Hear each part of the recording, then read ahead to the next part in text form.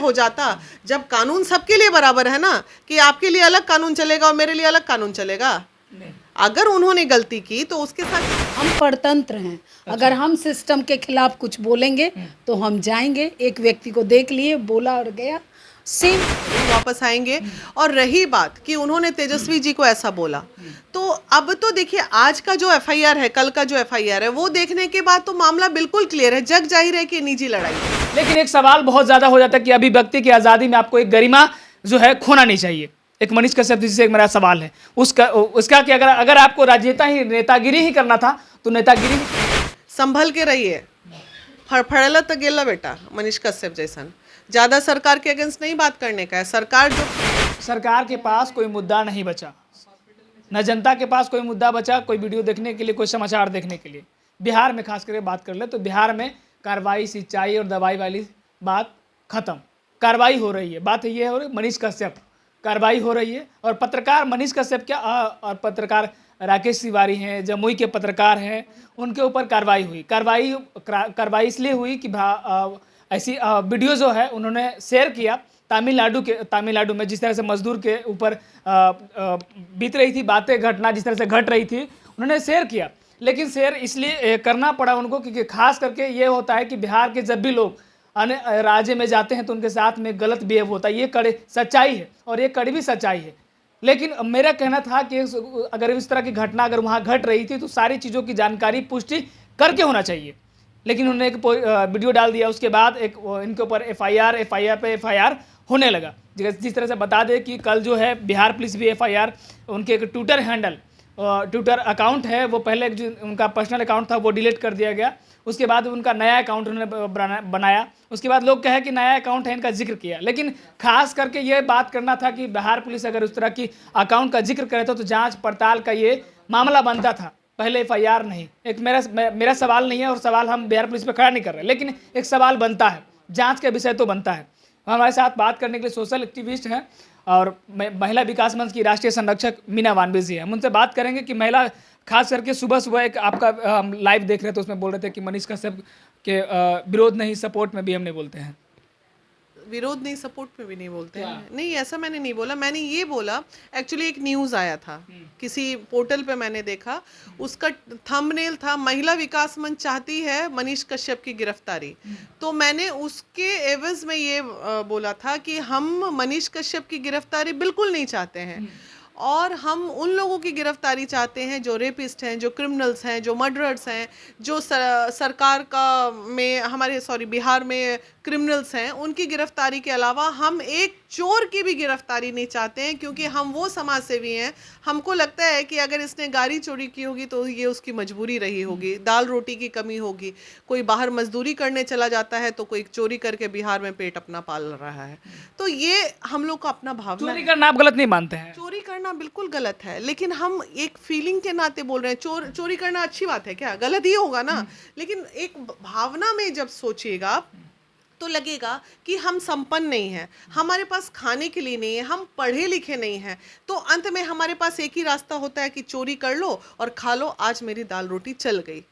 तो चोर को तो जेल जाना ही रहता है भाई, लेकिन उसके प्रति, उसके पीछे के जो विचार है, हो सकता है मेरे बात से हर कोई सहमत ना हो, लेकिन वो चोरी किस परिस्थिति में करता है ये भी तो समझना पड़ेगा ना। कोई भी अपनी स्वेच्छा से चोरी नहीं करता है जब तक उसके पास कोई बहुत बड़ा लालच नहीं आता है या फिर उसकी मजबूरी नहीं रहती है। जो लालच में करते हैं वो क्रिमिनल्स हैं, लेकिन जो मजबूरी में जाके वो ट्रेन में ये सब जो चोरी वोरी करते हैं, जो बच्चे चोरी करते हैं, वो मजबूरी ही ना होती है, भूखमरी होती है उन लोगों की। ट्रेन में गया, ये चुरा लिया, वो चुरा लिया, मोबाइल चुरा लिया और उसको बेच लिया, खा लिया, उसका जीवन यापन हो गया। तो मेरा कहना है आप उन लोगों के लिए क्या कर रहे हैं ये सोचिए ना। आज आपके स्टेशन पे इतने बच्चे, गरीब बच्चे जो हैं, स्मैक लेते नजर आ जाएंगे, गरीब भीख मांगते नजर आ जाएंगे। ये तो भूखमरी की हालत आपके बिहार का हो रहा है, तो इस पे हम गार्जियन हैं तो हम ही ना ध्यान देंगे। मेरे घर का बच्चा भूखा सो रहा है तो मैं ना देखूंगी कि भाई मेहनत करके कमाऊं, नहीं तो मेरा बच्चा भूखा मर जाएगा। तो बस घर का गार्जियन जब कमजोर होता है तो इसी तरह के हादसे होते रहते हैं। मनीष कश्यप के बारे में क्या कुछ कह रहे थे? मनीष कश्यप जिस तरह से आवाज़ अपनी बुलंद कर रहे थे समाज के बीच में, हर हमेशा कहीं ना कहीं गलत जो है उसकी आवाज़ उठा रहे थे। आज मनीष कश्यप, आज का जो स्थिति देख रहे हैं अब मनीष कश्यप क्या, हम आप लोगों के लिए भी बोल रहे हैं, संभल के रहिए, फड़फड़ला तो गेला बेटा मनीष कश्यप जैसन। ज़्यादा सरकार के अगेंस्ट नहीं बात करने का है, सरकार जो कर रही है वो करने दीजिए, हर परिस्थिति में जीना सीख जाइए, आवाज़ मत उठाइए, उठाइएगा तो जेल चले जाइएगा, अपना कैरियर खत्म कर लीजिएगा। इसलिए भ्रामक वीडियो, इस तरह का अफवाह लोगों में गलत मैसेज, गलत लोगों को मैसेज है, ये वीडियो अगर उन्होंने डाला तो गलत है कि नहीं? नहीं गलत क्या, अकेले उन्होंने, वो कब पहुंचा वहां, आप जब बात कर रहे हैं वो कब पहुंचा वहां? फरवरी से ये मैटर चल रहा था और वो गए हैं 3 या 4 तारीख को या 2 तारीख को, 2 मार्च को।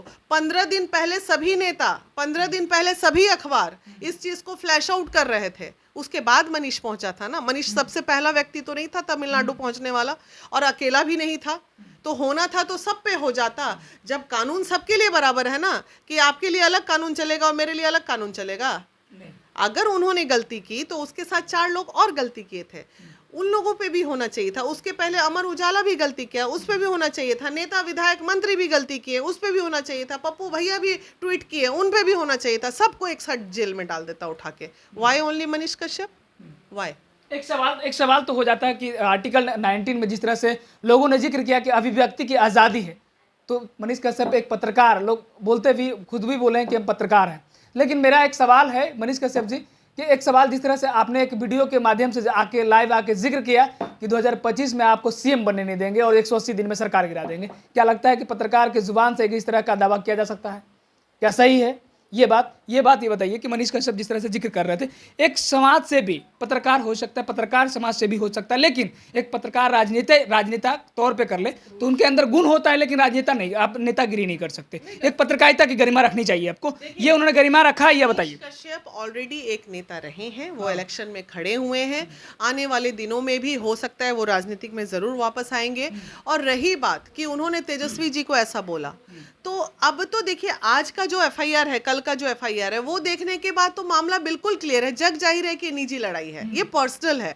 Now it's completely personal. ये मनीष कश्यप और तेजस्वी जी का अंदर का कोई, तेजस्वी जी का हो सकता है कोई पर्सनल खुन्नस हो उनसे, आप और हम नहीं जान रहे हो, या उनका हो। अब जो चीज़ पे हमें पता ही नहीं, उस पर हम कैसे वक्तव्य देंगे, बोलिए तो जरा आप, है कि नहीं? कैसा हो सकता है मैम? ये हम लोग कैसे जानेंगे कि कैसा उनका आपसी लड़ाई कैसा हो सकता है? आंखों से यही दिख रहा है। और जहाँ तक बात है कि बिहार में हम लोग बड़े स्वतंत्र हैं, आज एहसास हो रहा है कि यहाँ जनता कुछ भी ना बोल सकती है, सरकार जो करेगी वो उसी में हमें जीना है। हम मतलब बिहार के जनता की आज़ादी छीन लिया गया। परतंत्र हैं, स्वतंत्र नहीं है। अच्छा, बस एक शब्दों में मैंने बोला, हम परतंत्र हैं। अगर हम सिस्टम के खिलाफ कुछ बोलेंगे तो हम जाएंगे। एक व्यक्ति को देख लिए, बोला और गया, सेम किसी के साथ भी हो सकता है। समझ में नहीं आता कि सरकार कहाँ है, क्योंकि सरकार वो अगर विपक्ष में थी तो उन्होंने बोला कि एक लोकतंत्र की सरकार है, लेकिन अब सत्ता में आ गई तो फिर लोग अब मैडम बता रही थी कि परतंत्र में हम, मतलब पीड़ित हैं। समझ रहे हैं बात को? लेकिन एक सवाल बहुत ज़्यादा हो जाता है कि अभिव्यक्ति की आज़ादी में आपको एक गरिमा जो है खोना नहीं चाहिए।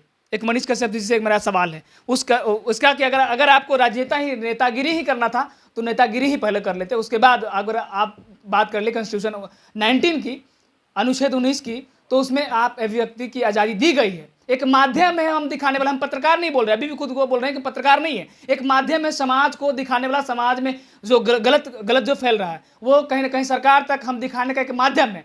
हम बता रहे हैं कि हम एक पत्रकार नहीं है। लेकिन ये मेरा कहना है कि अगर उन्होंने एक बात फैक्ट है कि उन्होंने हर हमेशा आवाज़ उठाया, कि गलत के खिलाफ आवाज़ उठाया, लेकिन ये जिस तरह से वीडियो डाले उस तरह से सरकार ने संज्ञान लिया और कहा कि भामा की वीडियो डाले और देश में अफरा तफरी का माहौल बन गया। लेकिन मेरा कहना है कि उन नेताओं के ऊपर भी कार्रवाई होना चाहिए। सदन में जो बैठ के चिल्ला रहे थे उनके ऊपर भी कार्रवाई होना चाहिए, पत्रकार के ऊपर ही क्यों? बड़े बड़े मीडिया से उन्होंने भी जिस तरह से सवाल किया उनके ऊपर कार्रवाई होनी चाहिए, अखबार वाले भी कार्रवाई होनी चाहिए। सरकार ऐसी होनी चाहिए। किस सरकार की हम बात करते हैं, ये भी होना चाहिए। और जिक्र करते हैं उस सरकार का, एक टारगेट, पर्सनल टारगेट नहीं होना चाहिए किसी के ऊपर। ये मेरा सरकार से एक सवाल है।